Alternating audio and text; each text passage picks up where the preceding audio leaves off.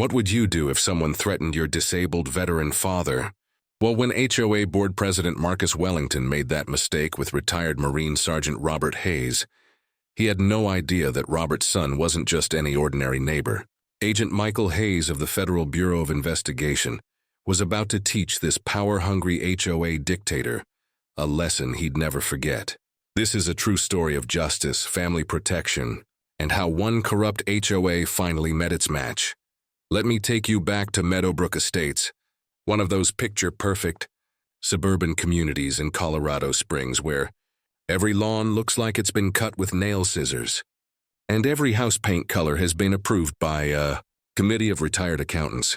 It's the kind of place where people move to escape the chaos of city life, seeking peace, quiet, and the American dream wrapped up in a neat little package with a white picket fence.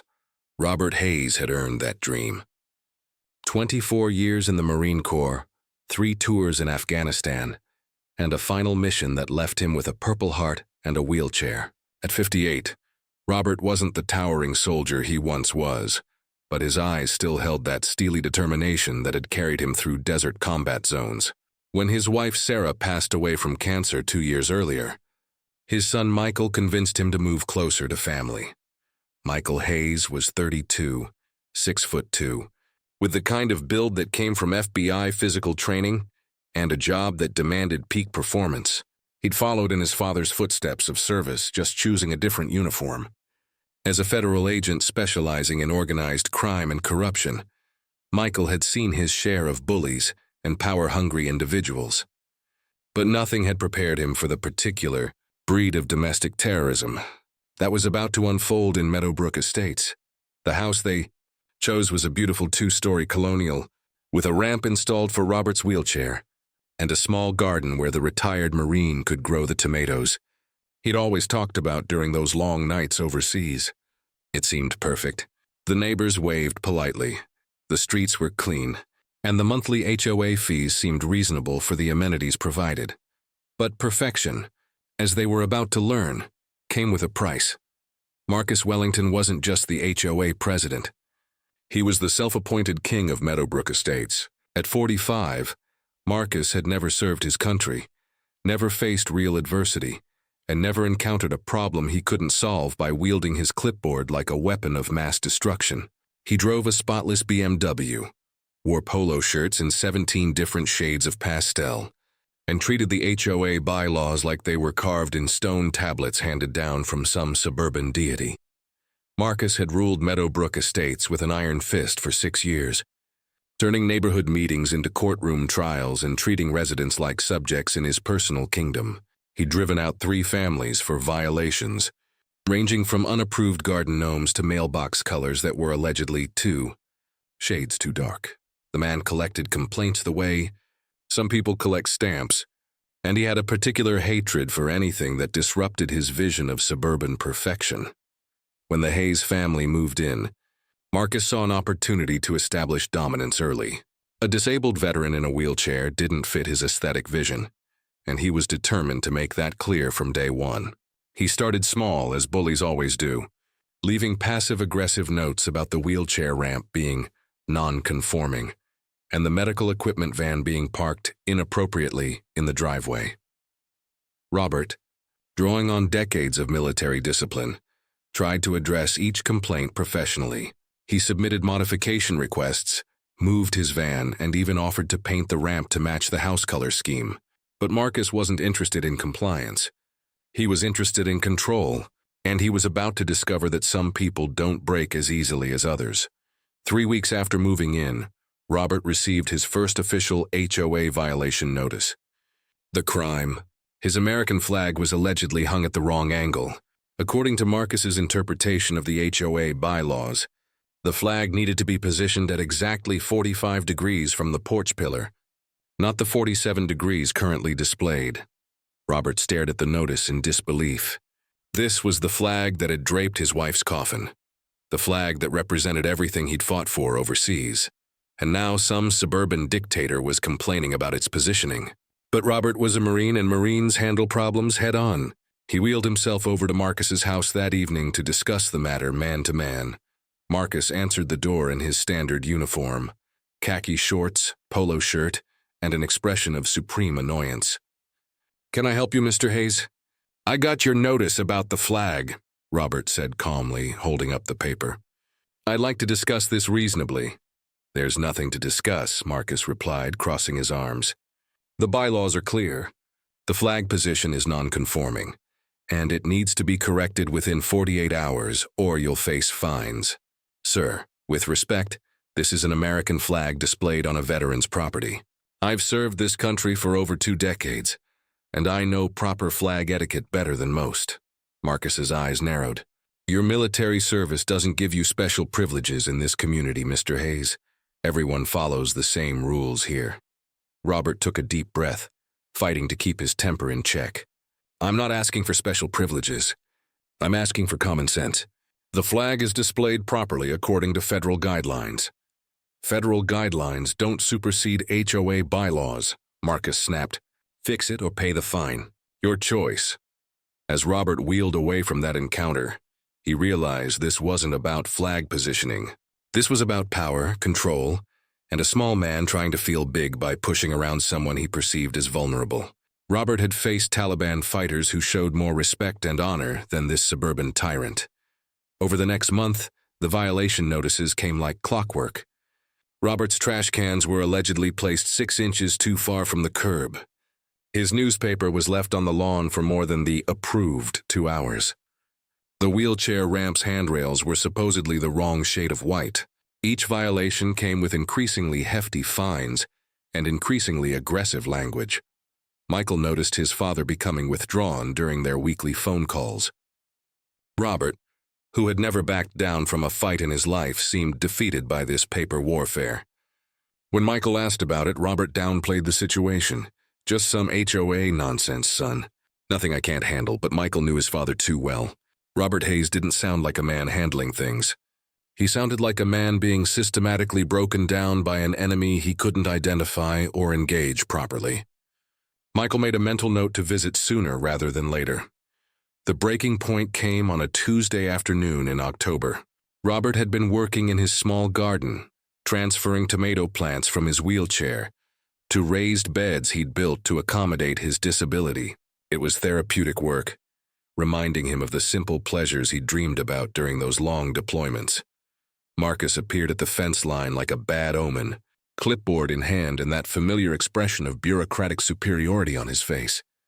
"Mr. Hayes, I need to discuss several violations with you." Robert wiped his hands on a towel and turned his wheelchair to face the HOA president. "What violations?" "First, these raised garden beds weren't approved by the architectural committee. Second, you're growing vegetables in the front yard, which violates our landscaping standards. Third, your gardening tools are visible from the street, creating an unsightly appearance." Robert looked at his small garden, barely 6 feet by 4 feet, tucked into a corner of his front yard. The raised beds were necessary for him to garden from his wheelchair. The vegetables were tomatoes and peppers, hardly offensive. The visible tools were a small hand shovel and a watering can. "Marcus, I submitted a modification request for these beds 6 weeks ago. I haven't heard back from the committee." "The committee rejected your request," Marcus lied smoothly. "You should have received notification." "I never got any notification. That's not my problem. The beds need to go, or you'll be facing significant fines. We're talking about $500 per day until compliance is achieved." Robert felt his blood pressure rising. $500 per day would bankrupt him within a week. "This is unreasonable. I'm a disabled veteran trying to grow some vegetables. These beds are medical accommodations." Marcus stepped closer to the fence, his voice dropping to a menacing whisper. "I don't care if you're a veteran, disabled, or the Pope himself. You follow the rules in my community, or you get out. And if you think your military service entitles you to special treatment, you're about to learn how wrong you are." The threat was clear, and Robert felt something he hadn't experienced since his combat days: the presence of a genuine enemy. This wasn't bureaucracy. This was personal warfare disguised as neighborhood management. That evening, Robert called his son for the first time in weeks. Michael could hear the strain in his father's voice immediately. "Dad, what's going on?" "You sound terrible. Robert, pride battling with desperation, finally told Michael the whole story. As a federal agent trained to recognize patterns of harassment and intimidation, Michael immediately understood what was happening. This wasn't just an overzealous HOA president. This was systematic targeting designed to force his father out of his home. "Dad, I'm coming up this weekend.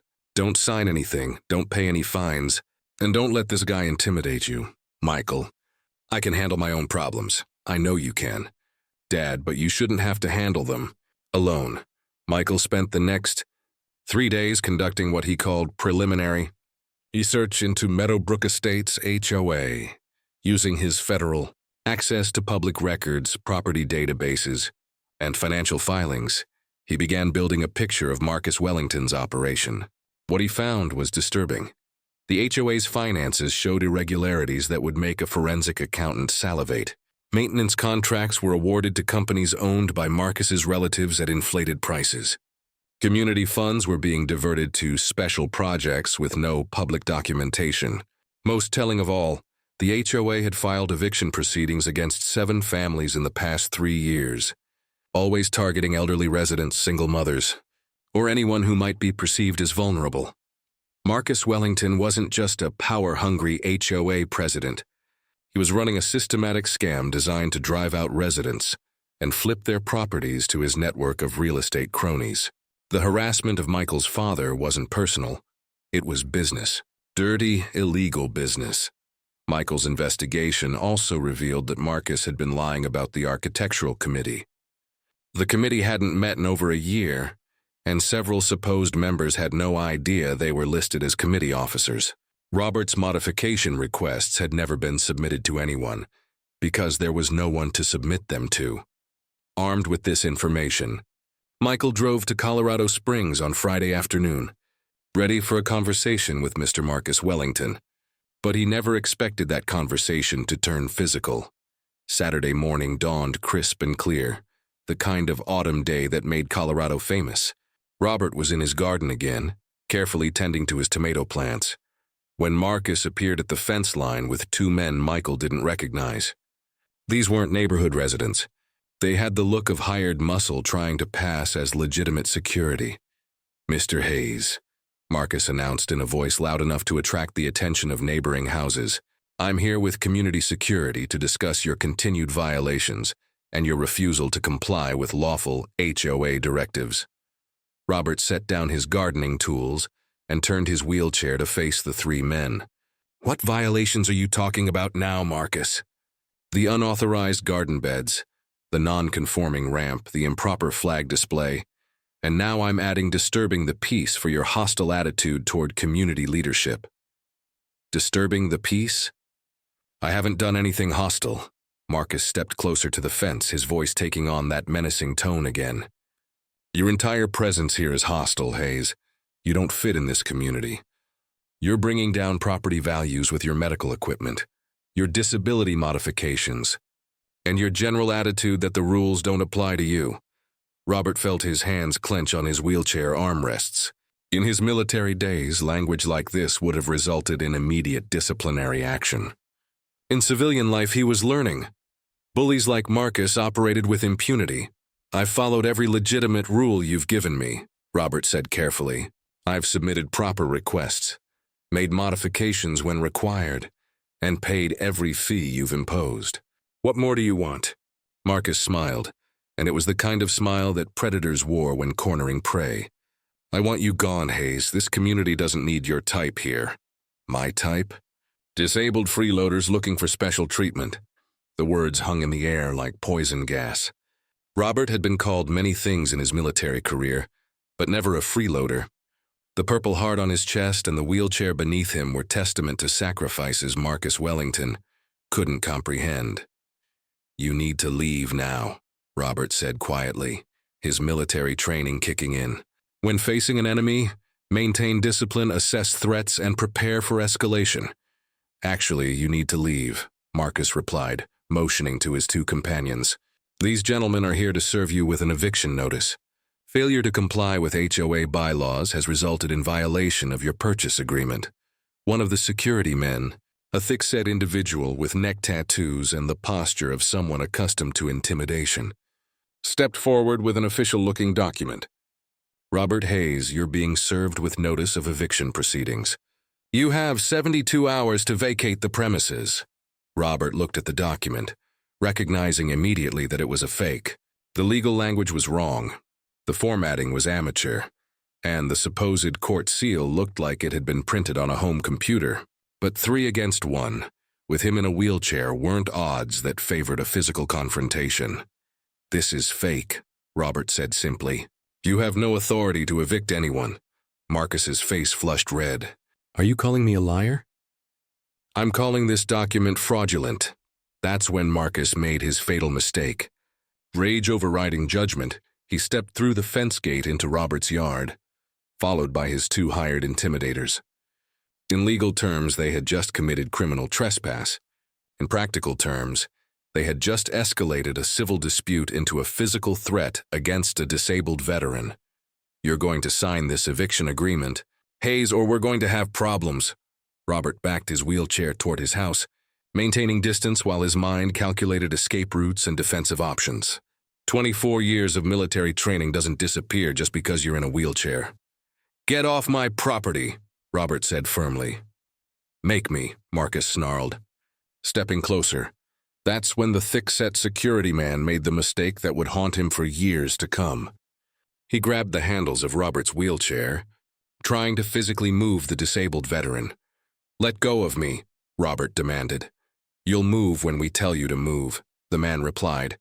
Tightening his grip, Robert Hayes might have been in a wheelchair, but his upper body strength was still formidable. Years of wheeling himself around had built powerful shoulders and arms. When he grabbed the man's wrist and applied pressure to specific nerve points learned in Marine combat training, the hired muscle yelped in surprise and pain. "I said let go," Robert repeated. The second security man stepped forward, reaching toward Robert with obvious intent to physically restrain him. That's when a voice cut through the morning air like a military command. "Step away from my father. Now!" Michael Hayes had been approaching his father's house from the street, carrying coffee and breakfast from their favorite diner, when he saw 3 men confronting his disabled father in his own yard. Everything about the scene screamed threat, body language, positioning, the obvious distress on his father's face, and the way the wheelchair was being grabbed by a stranger. Federal agent training kicked in immediately. Assess the threat, identify the aggressors, protect the victim, establish control. Michael set down the coffee and breakfast, his hand instinctively moving toward the service weapon concealed beneath his jacket. "I said step away from my father," Michael repeated, his voice carrying the authority of someone accustomed to being obeyed in life-or-death situations. Marcus Wellington turned toward the new arrival and saw a tall, athletic man in jeans and a casual button-down shirt. Nothing about Michael's appearance screamed law enforcement, so Marcus did what bullies always do when they think they have numerical superiority. He doubled down on the aggression. "This is HOA business," Marcus announced. "This doesn't concern you. When 3 men are on my father's property threatening him, it absolutely concerns me," Michael replied, moving closer with the fluid movement of someone trained in tactical situations. "Your father is being evicted for multiple violations. He's refusing to comply with community standards." Michael looked at the supposed eviction document still being held by the first security man. Even from a distance, he could see it was fake. The formatting was wrong. There was no proper court seal, and the legal language was amateur hour. As someone who'd served papers in federal cases, he recognized fraudulent documents immediately. "That's not a real eviction notice," Michael said simply. Marcus's face flushed even redder. "Are you calling me a liar too?" "I'm calling that document fake because it is fake. And I'm calling you and your friends trespassers because you're on private property without permission, threatening a disabled veteran." The thick-set security man, still nursing his wrist from Robert's defensive move, decided this was a good time to reassert his authority. "Listen, buddy, you don't know what you're walking into here. Your old man has been nothing but trouble, and we're here to solve that trouble." Michael's eyes narrowed as he focused on the man's words and body language. This wasn't community security. These were hired thugs, The neck tattoos, the aggressive posture, the casual threat of violence, all indicators of people accustomed to intimidation as a business model. "What's your name?" Michael asked the thick-set man. "None of your business." "Actually, when you're committing criminal trespass and threatening my father, it becomes exactly my business. So I'll ask again, what's your name?" The man stepped forward aggressively. "I don't have to tell you anything, pretty boy." That's when Michael's training and his family protection instincts converged into action. The thick-set man was clearly preparing to become physical. The second security man was positioning himself for a flanking move, and Marcus was encouraging the escalation instead of diffusing it. 3 against 1 would normally be bad odds. But Michael Hayes wasn't a normal opponent. "Dad, wheel yourself toward the house," Michael said calmly, never taking his eyes off the 3 men. "Son, be careful," Robert replied, following his son's instruction. "I've got this." "Dad." The thick-set man misinterpreted Michael's calm demeanor as weakness and made the mistake that would end the confrontation before it really began. He lunged forward with a right hook aimed at Michael's jaw, expecting to drop the pretty boy with one punch. Michael ducked under the swing with fluid precision, grabbed the man's extended arm, and used his forward momentum against him. A quick hip toss sent the thick-set intimidator crashing into the fence with a sound that could be heard 3 houses away. The second security man, seeing his partner go down, pulled what looked like a collapsible baton from his jacket. "Big mistake, hero." "Federal agent," Michael announced, pulling out his credentials with one hand while his other hand moved to his concealed weapon. "Drop the weapon and get on the ground." The words "federal agent" had an immediate effect on Marcus Wellington, who suddenly looked like a man who'd just realized he'd been playing with dynamite while smoking a cigarette. The second security man, however, was either too committed to the fight or too stupid to understand the implications. "I don't see no badge," the man snarled, raising the baton. Michael's FBI credentials were clearly visible in their leather case, complete with his photo and federal identification. But sometimes criminals choose to see what they want to see instead of reality. The second security man swung the baton in a vicious arc aimed at Michael's head. What happened next was a masterclass in federal agent defensive training. Michael caught the man's wrist mid-swing, applied pressure to specific nerve points that caused him to drop the baton, then swept his legs and drove him face-first into the ground with controlled force that rendered him immobile, but not permanently injured. The entire physical confrontation lasted less than 30 seconds. 2 alleged security professionals were now on the ground, one groaning against the fence and the other face down in the grass with his arm twisted behind his back in a control hold that made resistance impossible. Marcus Wellington stood frozen, his clipboard clutched to his chest like a shield, finally understanding that his carefully planned intimidation had just become a federal case. "Marcus Wellington," Michael said, maintaining his control hold on the second attacker while addressing the HOA president. "You and your friends here just committed multiple federal crimes on my father's property. This is just a misunderstanding," Marcus stammered. "Community business got out of hand."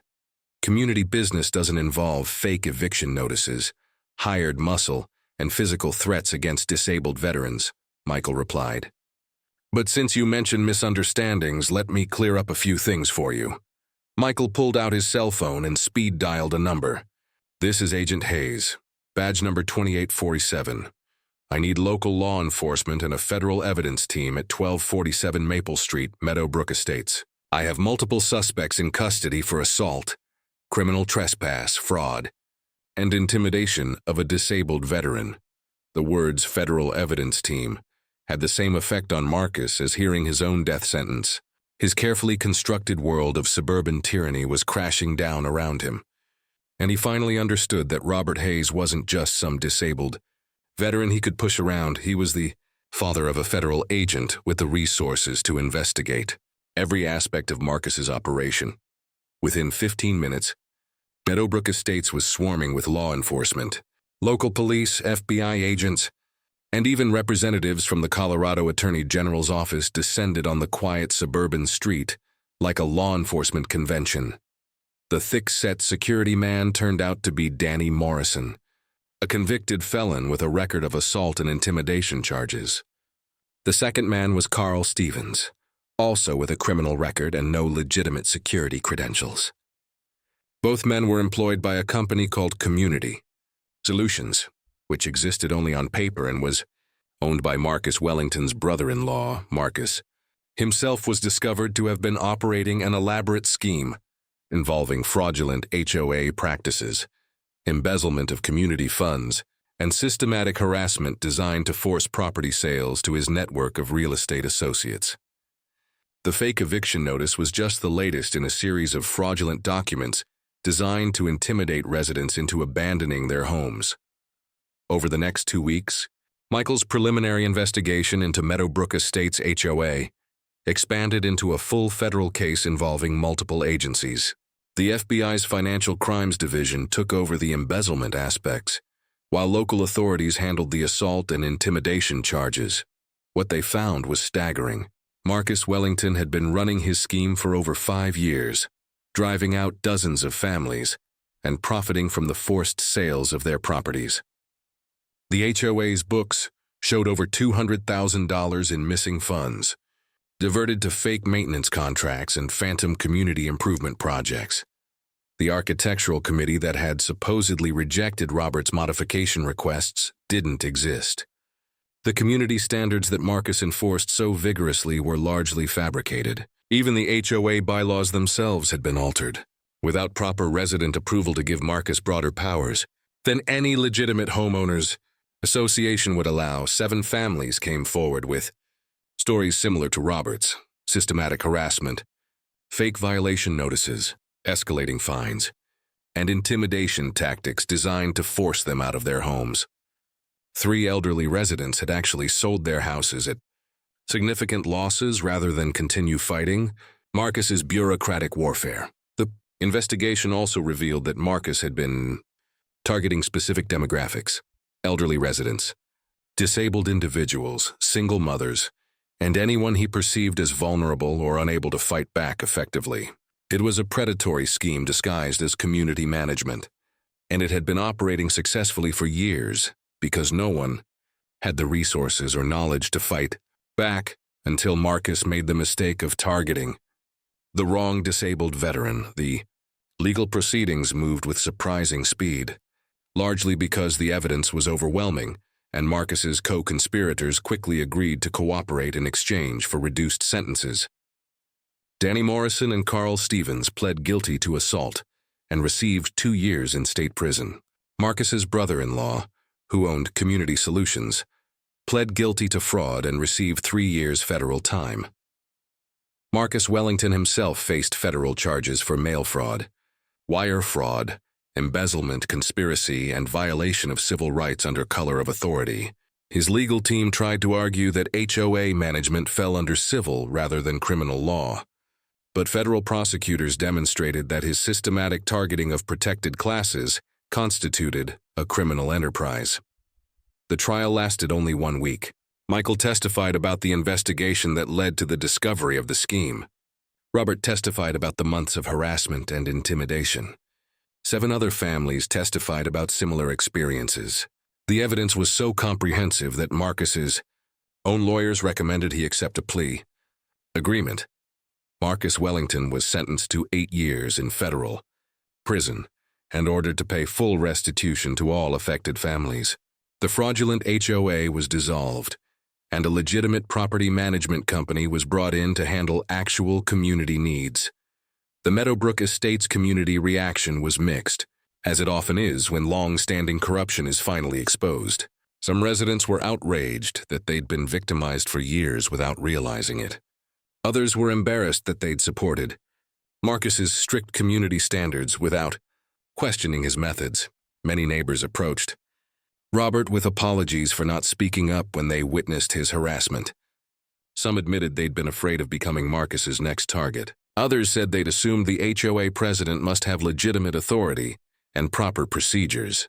A few residents, unfortunately, seemed more upset about the federal investigation disrupting their quiet neighborhood than about the crimes that had been committed. These individuals complained about the outside interference and suggested that Michael had overreacted to a simple community dispute. Robert, drawing on decades of military leadership experience, addressed these concerns at the first legitimate HOA meeting in years. "Gentlemen and ladies," he said, "there's a difference between community standards and community terrorism. What happened here wasn't about keeping our neighborhood beautiful. It was about one man using fear and intimidation to line his own pockets while driving out anyone he considered undesirable." The new property management company implemented actual community standards based on legal HOA practices, resident input, and reasonable accommodation for families with special needs. Property values, contrary to Marcus's claims about Robert's negative impact, actually increased once the community was free from the toxic environment of systematic harassment. Michael's investigation into Meadowbrook estates led to a broader federal task force examining HOA fraud across Colorado and neighboring states. They discovered that Marcus Wellington's scheme wasn't unique. Similar operations were running in communities across the region, targeting vulnerable residents and operating with impunity because victims rarely had the resources to fight back effectively. The Colorado Attorney General's office established a new HOA oversight division specifically designed to investigate complaints about fraudulent or abusive community management. They also created a victim support fund to help families who'd been financially damaged by predatory HOA schemes. Robert's case became a template for identifying and prosecuting similar crimes. The systematic targeting of disabled veterans, elderly residents, and other protected classes was recognized as a form of housing discrimination that fell under federal civil rights law enforcement. Agencies began training programs to help officers recognize the difference between legitimate community disputes and criminal harassment schemes. The fake eviction notices, fraudulent violation reports, and intimidation tactics used against Robert became textbook examples of HOA-related crimes. 6 months after Marcus Wellington was sentenced, Robert Hayes was working in his expanded garden, which now included raised beds, approved by the legitimate architectural committee, and funded partially by his restitution settlement. The tomatoes he'd fought so hard to grow were thriving, and he'd added peppers, herbs, and flowers that attracted butterflies. Michael visited every other weekend, and father and son had developed a new tradition of working in the garden together while discussing everything, from federal law enforcement to military history to the simple pleasure of growing things in good soil. "You know," Robert said one Saturday morning as they transplanted seedlings, "I never thought I'd be grateful for a HOA dispute, but meeting Marcus Wellington taught me something important." "What's that, Dad?" "That some battles are worth fighting, even when the enemy seems too powerful and the odds seem impossible.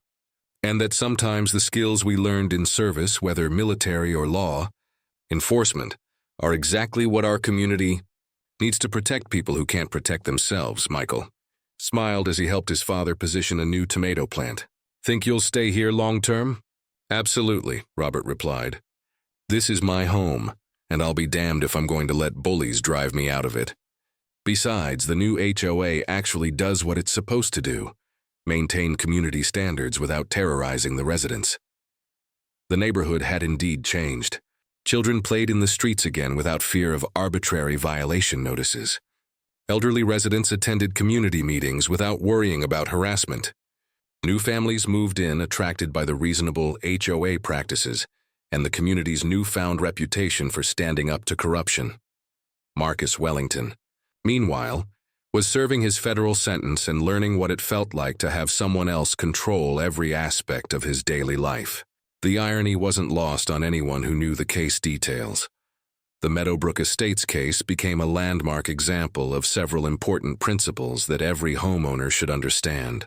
First, HOA authority has legal limits, and no community association has the right to engage in harassment, discrimination, or fraudulent practices regardless of what their bylaws claim to authorize. Second, federal and state laws protecting disabled individuals, veterans, and other protected classes supersede any HOA regulations. Systematic targeting of these groups isn't just unethical, it's criminal, and can result in serious federal charges for the perpetrators. Third, The appearance of authority doesn't equal legitimate authority. Marcus Wellington looked official, acted like he had legal power, and convinced many people that his extreme enforcement was necessary for community standards. But legitimate authority requires proper procedures, legal documentation, and respect for residents' rights.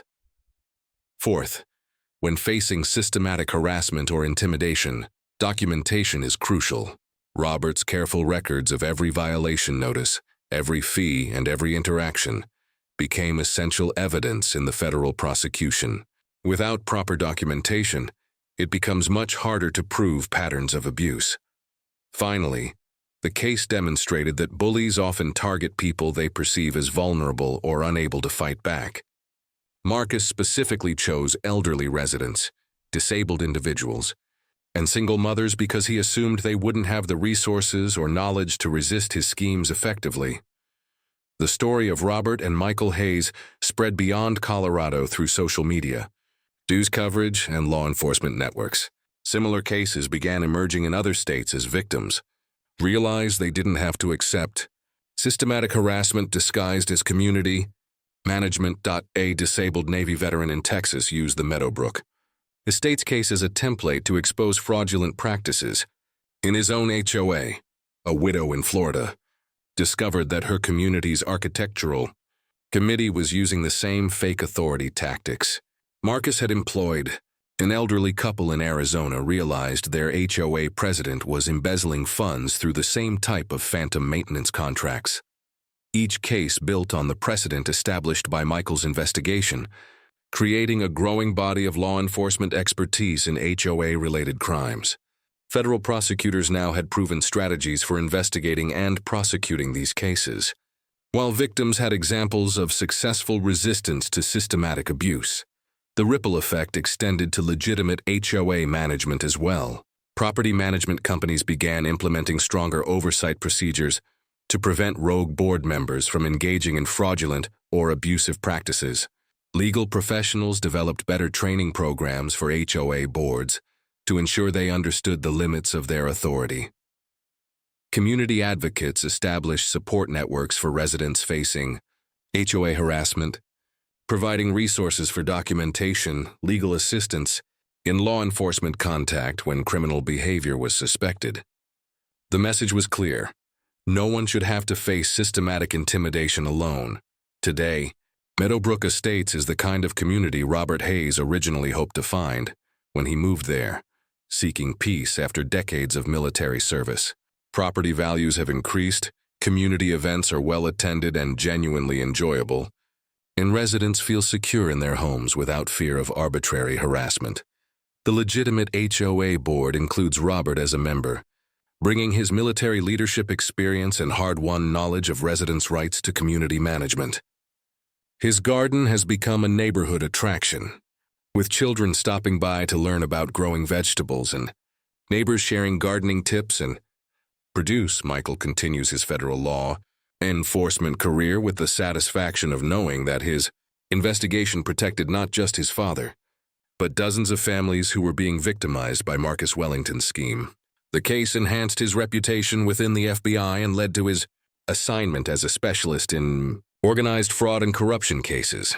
Marcus Wellington serves as a cautionary tale about what happens when small-time power goes to someone's head and crosses the line from community management into criminal enterprise. His 8-year federal sentence will give him plenty of time to reflect on how his desire to control others ultimately cost him his freedom, his reputation, and his family's financial security.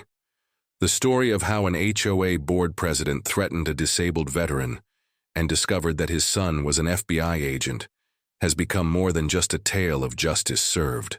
It's become a reminder that in America, we don't have to accept bullies and tyrants just because they hold positions of apparent authority.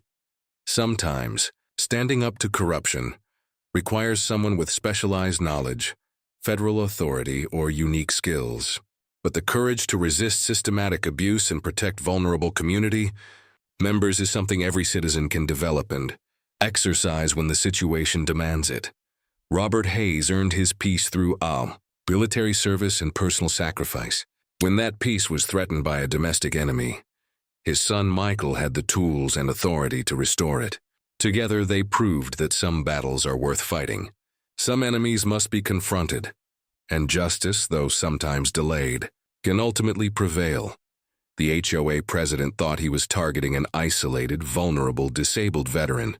Instead, he discovered that Robert Hayes was a man with family, resources, and a son who had sworn an oath to protect and serve. That oath didn't end when Michael left the military for federal law enforcement. It just changed uniforms. In Meadowbrook Estates today, children can play in yards with gardens that reflect their family's heritage and needs. Elderly residents can age in place without fear of harassment. Disabled veterans can modify their homes for accessibility without facing fraudulent violation notices.